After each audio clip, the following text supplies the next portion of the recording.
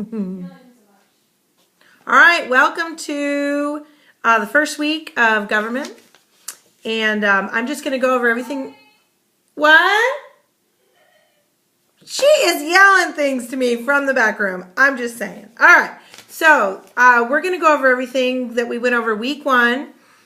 This week in government, we didn't go over that much because we just kind of were starting. So what do I want you guys to know this week? Week one, the three branches of government.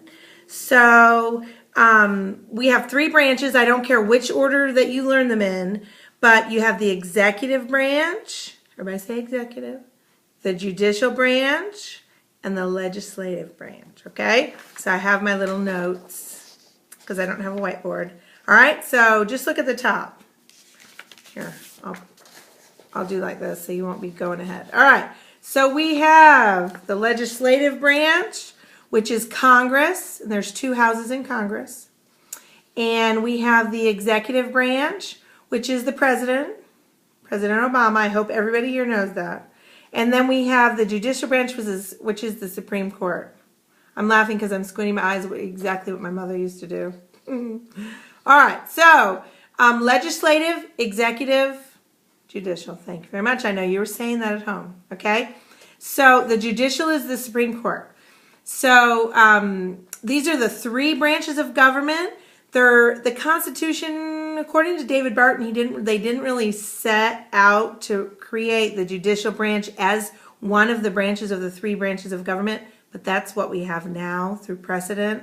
So we're just going to have to go with it. We'll hear his teaching sometime this semester, but that's just kind of what it's come into, okay? So we got three branches of government. Now, each one has separate powers. So the president can do things that the judicial can't do. The judicial can do things that Congress can't do, etc.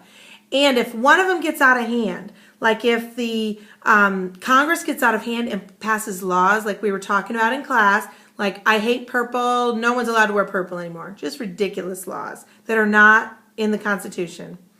Then who can override that? Well, the president, because he can override it with a veto. But then let's say it goes back to, am I pointing to the right one? Oh, let's say it goes back to Congress and Congress says, oh, I'm sorry, with 2/3 majority, we're going to override your veto and we are going to outlaw purple, like it or not. Well, then it can go to the judicial branch, the Supreme Court, and they can look at our Constitution. This is our little constitutions that came in this week. Aren't you guys excited? So I'll be giving these out in class.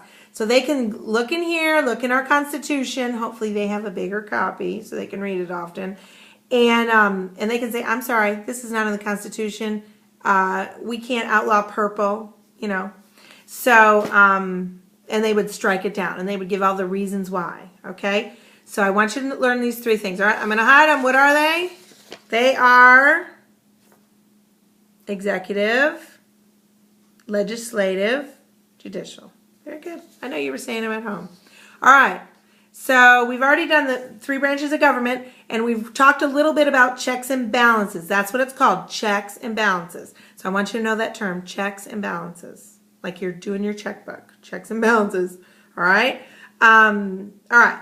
So what is our government based on? What is the judicial? What do the Supreme Court? What do they, judge things on? Like, do they say, well, we don't like the law, we do like the law? They're supposed to base everything on the Constitution. The judicial branch is supposed to solely go on the Constitution.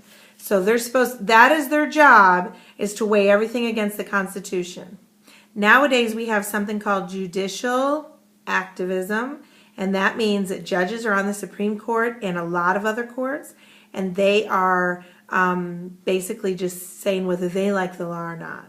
And then once they say, oh, I like the law outlawing purple, then it becomes what we call a precedent.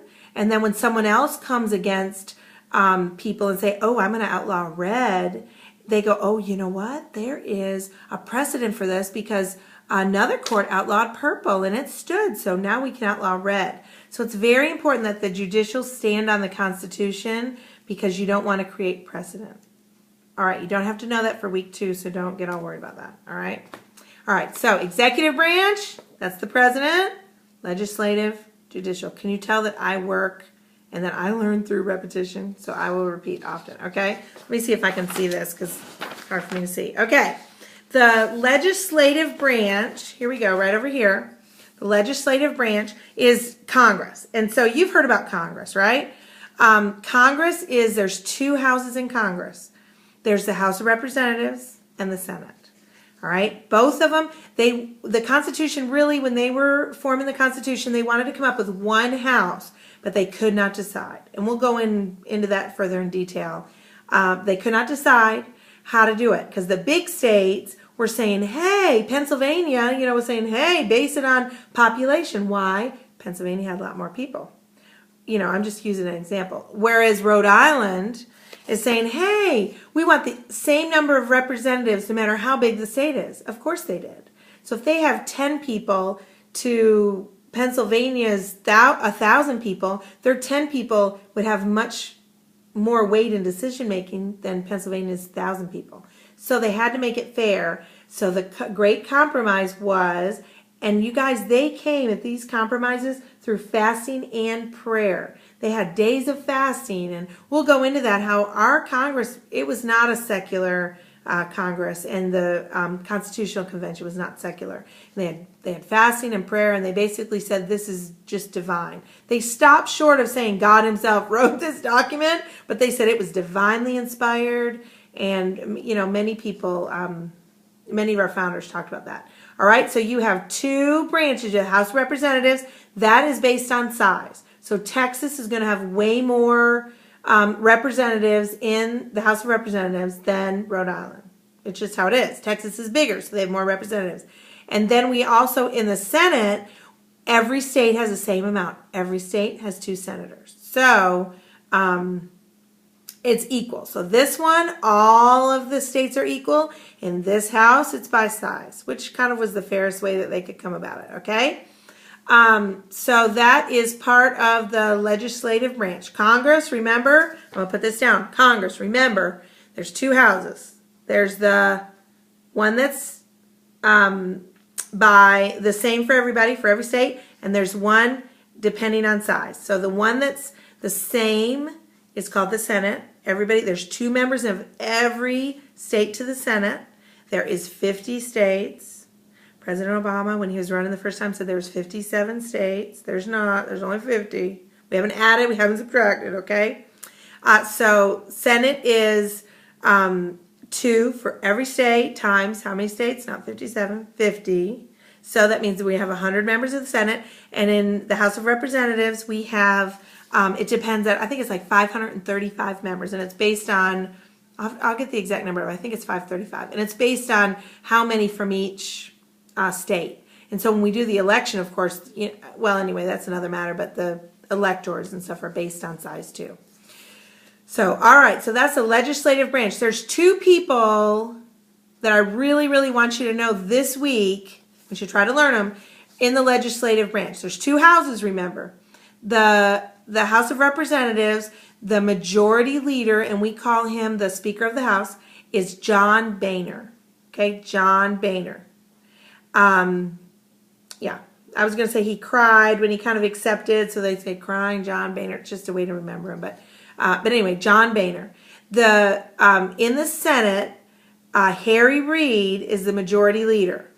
Okay, the actual president of the Senate is the Vice President of the United States. Whoops, I don't have them on here. I'm pointing to nothing. So the Vice President of the United States is the President of the Senate, but the majority leader is Harry Reid. So unless there's a tie, the Vice President usually doesn't go over there. If there's a tie, he casts the last vote. Okay? All right, so that's the legislative branch. I don't know if this chart's helped you or not, so you can tell me in class if it confused you or helped you, okay? So the legislative branch is made up of what? It's made up of 2 houses. It's made up of the Congress and Senate. The House of Representatives and the Senate. Both of them together are called the Congress. The Senate Majority Leader, Harry Reid, and that's the Democrats are in charge, so he's a Democrat, and he's in charge of the Democrats. The Republicans are in the minority right now in the Senate. In the House of Representatives, John Boehner's in charge. He's the majority leader, called the Speaker of the House. He's third in command. If anything ever happens to President Obama, Speaker of the House is third in command. and he's the majority leader, and the Republicans are in charge in the House of Representatives, okay? So John Boehner.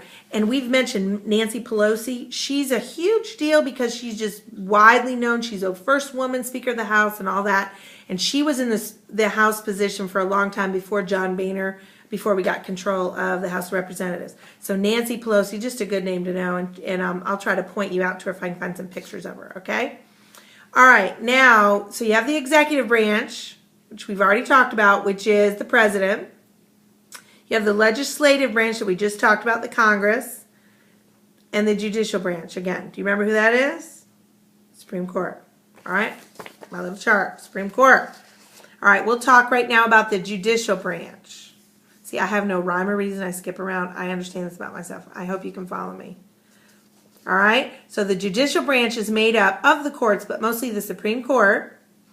And there is 9 jurors on the court. There's 9 Supreme Court justices. So when the president nominates the Supreme Court justices, like if when he nominated John Roberts, then it has to go to the Senate for confirmation, and then they confirm him or not. So there's 9 judges on the Supreme Court, and the one I want you to know is John Roberts. He's the Chief Justice. He's supposed to be a conservative, but there was a recent opinion that was scary because he wrote the majority opinion, then he switched sides, and we'll be talking about that in class. But it was about Obamacare, too, a huge issue, and we think he had political pressure. So his name's John Roberts. He's the Chief Justice. We all thought he was very conservative, and in some ways he's ruled conservative, but now he's a little bit of a wild card, which scares me a little bit because we thought he was conservative. President George Bush, I believe George W. Bush is the one that nominated him. Okay? Yeah, I'm sure about that. All right, so that is the judicial. The judicial is basically the Supreme Court. There's how many justices? 9. Good. And the Chief Justice is John Roberts. Good. All right. Now, the last one we'll talk about is the executive. And remember I told you when you think of executive, think of like a guy at a big table, and he's an executive, okay? And there's just one of him. You don't go into an executive's office and find 2 guys at the table.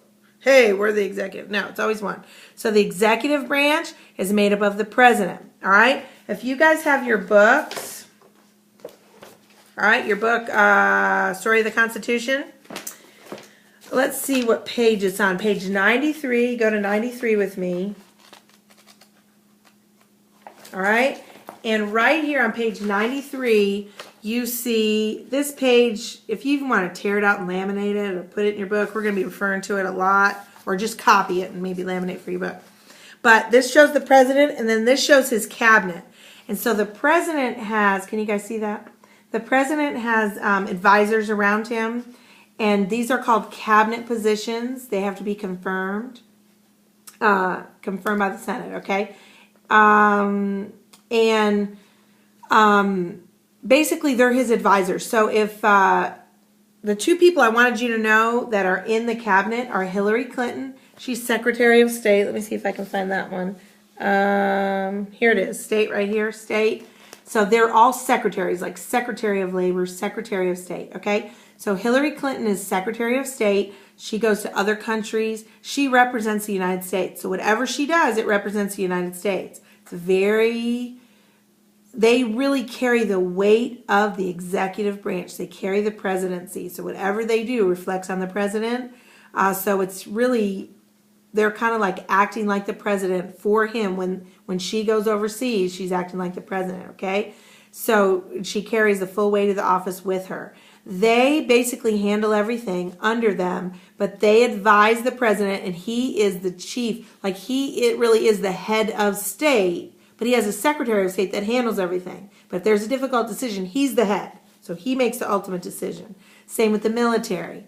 He is actually the commander and chief of the military. So he's above all the 5-star generals and everybody. They can all say, let's go, or let's surge, or whatever. They can make whatever decision they want, but he overrides any decision that they make. Okay? I hope I'm not like looking up at your foreheads. I can't tell where I'm supposed to look, so looking straight ahead. Okay? Kind of scary. All right. So here it shows like the president as the head, and then the and then his advisors, which is called what again? The cabinet. And then it shows the legislative and judicial branch. But they're not really under him, so I kind of don't like that picture. They're not really under him. They're all beside him. It's like 3 in 1, like 3 branches of government. All are supposed to be independent. None of them are supposed to influence each other. Sometimes they try, but they're not supposed to influence each other, okay? The cabinet advisors on page 130. If you turn to page 130. Lauren, can you handle that with lady? All right. It has, on page 130, I'm sorry for all my notes, but it has the presidential cabinet, and it has all the different cabinet positions if you want to see them.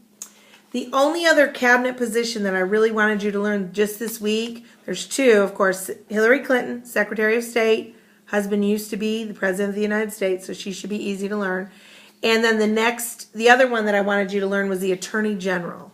And the Attorney General means he's the chief law enforcement officer over all the, every police department and everything. He, over the DAs and everything. He is the chief law enforcement officer, and that's Eric Holder. And he's the one that I told you that looks like, what's her name? Oprah's, well, I kind of like to call it her husband. I think they've been together 30 years. But common law husband, he looks just like him. So sometimes Rush calls him that. I think his name is Stedman. So Rush Limbaugh always calls him Stedman, and it cracks me up. I like Rush, sorry. So anyway, don't know why I'm holding that up. Sorry. So, Secretary of State is who? Hillary Clinton. Good. And who is the Attorney General? Eric Holder. Good. Eric Holder, Attorney General, a.k.a. Stedman's Oprah's boyfriend. Okay. All right. So 3 branches of government. I'm just going to try to talk about everything we talked about in class for those if you miss it or whatever. All right, and they're all checks and balances. So all 3 of these branches of government have checks and balances. There's a way they can shut down the other one if they're doing something unconstitutional, is basically what we're supposed to do. I mean, what they're supposed to do. That's their job, okay? The Constitution is well,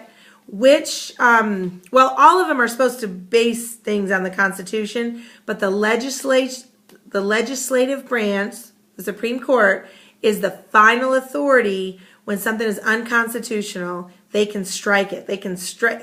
I don't care if it's gone through Congress, the Senate, the president's vetoed, they've overridden, whatever. When it goes to the Supreme Court, if they deem it to be unconstitutional, they can shut it down.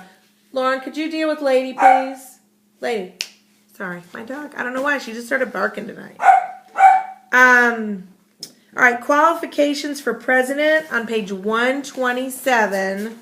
I don't know what her deal is. Sorry, we're not very professional. All right, qualifications for a president. We were talking about this. It's on page 127, and it's right here. Can you guys see it in your book? Qualifications for president. It's where it has all the duties of the president, because the president is the head of state. He's the chief law enforcement officer. That's what this is talking about. Qualifications for president are right at the top if you see a natural-born citizen, or a citizen at the time of ratification of the Constitution. Pretty much if anybody around has been here since the ratification of the Constitution, they're gone. So we don't have to worry about that. So a natural-born citizen, B, at least 35 years of age, and then C, a resident within the United States for 14 years. So we were talking about, like, I was born in Japan. My dad was in the military. But if I had lived in Japan all of my life and only been back here for 7 years or 8 years, I couldn't run for president until I'd been here for 14 years. So that's important. Lauren, I need you to handle that. All right, let's see. Sorry, my dog's having issues. All right, the next thing on my list, presidential cabinet. We already talked about that. The order of succession is if something were happening to the president, then it's the vice president, then it's the John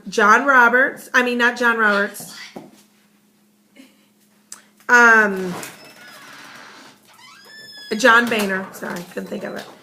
Then it's John Boehner. Then it is, what was the next one? The president pro tem. And then the 5th one is, it starts with the members of the presidential cabinet in order of when they were established. So I think the first one that was established, was the Secretary of Agriculture. So I think they would be next in line. Now, when the president gives a State of the Union address every year, or every 4 years, Sorry, I think he does give it every year. But when he gives his State of the Union address, one of his cabinet members always, they just don't go. It's just kind of a something that they've started, a precedent that they've started. So they don't go, so that if anything would happen, it would get bombed wherever they are, there would be somebody in order of the presidency that could take over. Okay? So that's just kind of an interesting note that I think is interesting. When you guys read your work this week, you're reading page 128. I know I'm referring to some of the pages that are past 128, but when you read, that's just for your reference. When you read, you want to take notes. You can use those sheets I gave you if you want to fill in stuff. It's kind of for your own organization that I gave you those. You want to learn the 3 branches of government and those people that I told you to learn. And just repetition, you can write them on little cards or whatever. It's easy to learn. All right? We already talked about the cabinet. Look, we're almost done. When a new president is sworn in, like even President Obama was sworn in yesterday because it was the 20th of January, but then they did it officially today, but really he was sworn in yesterday because that's the day. The last person to be sworn in on the 20th, that was a Sunday, was Ronald Reagan. I think it was his 2nd term, just for your information, because I like random facts like that. When they're sworn in, usually all the cabinet puts a letter of resignation forth, just as a courtesy. They always resign and leave the offices when a new president's elected. But even with a recurring president, I'm pretty sure they put in their letter of resignation. That's what I was told anyway. Put in their letter of resignation so that he can ask them back or not. Let's see. Oh, the Declaration of Independence. We talked about that for a minute this week. And I have this, I love books with like things in them. So I got a book with like the Constitution, Declaration, all that inside. I love that stuff. All right, so this is, let's see if you guys can see it. Part of the, I have to get way back, I guess, for you guys to see the whole thing. The Declaration of Independence, obviously just a copy, or I'd be in big trouble. But at the bottom, remember who signed real big? And he said, let's see if, here we go, John Hancock. He said, let's see if King George III can see this, can read this. And by signing that, he was a wealthy merchant and had ships. By signing that, really, he signed his doom if what we did didn't work. Because King George III in England wanted 2 people's head on, like, I picture it like a long stick, and they wanted to put it at the city gate, like the head dripping with blood, the head. And he wanted Samuel Adams, because he called it Mr. Adams's War, or Sammy Adams's War, because Samuel Adams had been stirring it up for many years. And he wanted John Hancock, because he signed the Declaration of Independence. He wanted to have their 2 heads by the city gate to warn all people that would go against the king not to do it. So I think that's kind of interesting. But the Constitution, there was something I was going to tell you all about the Constitution. I mean, Declaration of Independence. Oh, I know. Declaration of Independence. The thing we talked about in class was number 17 in the Declaration of Independence is, because we're basically making a whole list in the Declaration of Independence why we are separating from England, why we don't think we're part of England. First of all, they didn't treat us like we were part of England. We didn't get represented well. They had military that was kind of making us do the right thing. They were kind of treating us like they were at war with us, but yet we were supposed to obey. And so there's many reasons why we separated. When I was in school, they told us it was taxes. We were greedy and it was taxes and all that. But that really isn't the reason. And most people think that is the reason because they just don't know. And sad to say, I didn't know for a long time. So this is kind of a very worn copy of mine, Declaration of Independence and the Constitution. But I wanted to read you a few of these, which I know isn't the most exciting. But I wanted to read you a few of these because we had many, many reasons why we separated from England. And the Declaration of Independence is not that big. It just fits on that one sheet of paper. And I will give it to you guys on one, like, this size sheet of paper, okay? And in there we list our grievances against King George. And number 17 is taxes. So there was 17 reasons before taxes. And with the taxes one just says, for imposing taxes on us without our consent. That's it. It wasn't like, we don't want to pay tax. It wasn't like that. There were 16 things before that. Things like we would pass laws against slavery and King George would veto it. So the northern states especially was trying to end slavery. They were trying to do things right. They were trying to establish laws so we had, peace in our villages and in our towns that are growing big. And King George would just put the kibosh on that. He would send military troops over that weren't paid a whole lot for one thing, and they would go into your home and they could eat your food and sleep in your house. You had to give them anything that they needed, for lodging and food and stuff with no repayment. And they were taking so much of our money. We were having hardships and having a hard time feeding our family, and then having these soldiers quartering in our house.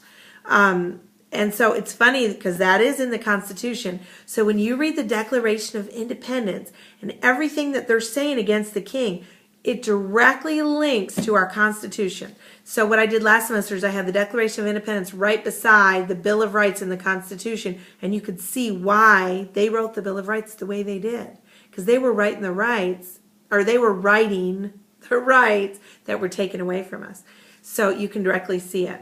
And there are 3 men who I mentioned who would not sign the Constitution until the Bill of Rights were in there because they were very nervous about the Constitution and that the government would get huge and all-powering and wouldn't be of the people. And, of course, that's exactly what's happening right now. Thankfully, we have the Bill of Rights. Thank you, Lord. We have the Bill of Rights.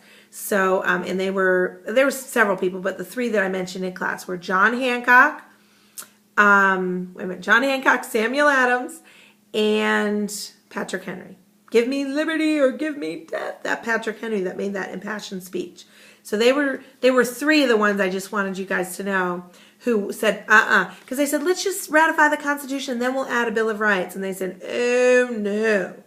Have you guys ever sold something to somebody and they said, I'll pay you later? A lot of times they forget. But if you keep whatever that is until they pay you, a lot of times they don't forget, right? And that's like it is. If you say, oh, wait till later, many times presidents have asked Congress, hey, just let's push this budget through and then we'll make cuts. And that's happened recently many times, and then the cuts never happened. So they wanted to make sure the Bill of Rights were in here. I'm very thankful. But some of the things that the grievances they had were, like this is like the 6th one or 5th one. He had kept among us in times of peace standing armies without the consent of our legislatures. So they just sent armies over here for no reason, roaming the streets, intimidating people, for quartering large bodies of armed troops among us, for protecting them by a mock trial from punishment for any murders which they should commit on the inhabitants of these states. Can you believe that? So the military can come over, commit murder, and then protect them, doing a mock trial so there's no justice. Now, your book's going to say that that was referring to the Boston Massacre, but it's really not, because the Boston Massacre was not really a massacre. Those men were intimidated, and even John Adams himself helped, get them free. So, or was it Samuel Adams? I'll look that up. It was either John or Samuel. Might have been Samuel Adams, because he was one of the ones that kind of instigated calling it the Boston Massacre. But they didn't want those guys to go on trial because they really didn't. They were just scared. People were throwing rocks, bricks, ice, balls at them. There was just a couple of troops, and they're young, and you had 100 colonists throwing things at them and shouting at them, and so that's really not why they put that. It was for other things. So I know the book says that, but they just didn't do the right research. For depriving us in many cases of the benefits of trial by jury. So they weren't letting us have just a judge would just say, all right, you're sentenced to death or whatever, for the colonists. And the thing about it is, let's see, it has something in here for our, because the judges there's a thing in here that says, and the judges are looking to you for their pay, and they have to judge with you because you're the ones paying them, so it's not even fair. So we don't even have juries for our trial, and the judge is in cahoots with you, King, so we can't even get a fair trial because you're the one paying their tax, you're the one paying their salary, and you'll dock them if they don't do the right thing. For transporting us beyond seas to be tried for pretending offenses. So they're making things up against the colonists they don't like, sending them overseas to be tried where they don't have people that can stand up for them. For taking away our charters, abolishing our most valuable laws, and altering fundamentally the forms of our governments. For suspending our own legislatures. So we'd have legislatures and bodies of government, they'd suspend them, and declaring themselves invested with power to legislate for us all in cases whatsoever. So that's terrible. He has plundered, listen to this one, this is all against King George III. He has plundered our seas, ravaged our coasts, burnt our towns, and destroyed the lives of our people. So they had way more against the king than just, oh, the taxes. And that's what we're taught, and I think that's really a shame. What was this one? He has constrained our fellow citizens, taken captive on the high seas to bear arms against their country, to become the executioners of their friends and brethren, or to fall themselves by their hands. And that's talking about when they, what was that called? Impressing. When they take people and make them join the army. They kind of kidnap them and make them join the army, which was done for a long time in England. And then the last thing we say really before we're declaring our independence, in every stage of these oppressions, we have petitioned for a redress. In other words, we've contacted the king. We've done everything we possibly can in the most humble terms. Our repeated petitions have been answered only by repeated injury. In other words, if you petition, then maybe you'll get arrested. Maybe you'll get thrown in jail. Maybe you'll get killed or whatever. A prince who's answered only by repeated injury. A prince whose character is thus marked by every act which may define a tyrant is unfit to be the ruler of a free people. So we said way more in the Declaration of Independence than the taxes are too high. Just so you guys know that for your own sake. All right, I think that's all we went over in class for week 1. I hope that doesn't scare you, the information, because really, it's not a lot. You just kind of have to take notes. I'm not giving you a quiz this week or anything like that. I just want you to kind of get familiarize yourself with this. I'm thinking it should take you about 2 hours to kind of read and take notes and such, okay? So if you guys have any trouble, you can email me, you can text me. I'm good at checking my texts and my emails if you have any trouble. Have a great week. See you later.